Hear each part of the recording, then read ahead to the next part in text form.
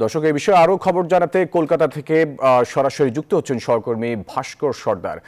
ভাস্কর, জিহাদ হাওলাদারকে তো আদালতে তোলা হয়েছে, এ নিয়ে কি তথ্য আছে আপনার কাছে? ফয়সাল, জিহাদ হাওলাদারকে মানে আমাদের ভারতীয় সময় প্রায় 11:30 নাগাদ তোলা হয়েছে, কিন্তু এখনো পর্যন্ত বিচার প্রক্রিয়া শুরু হয়নি।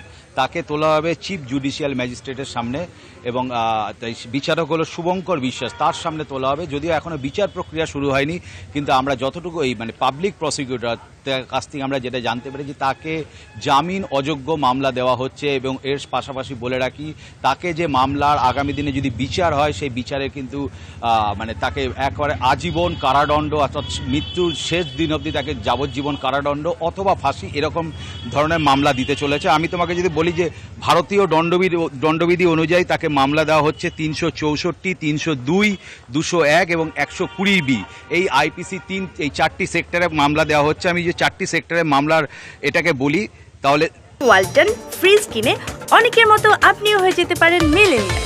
সেরা পণ্যের সেরা অফার।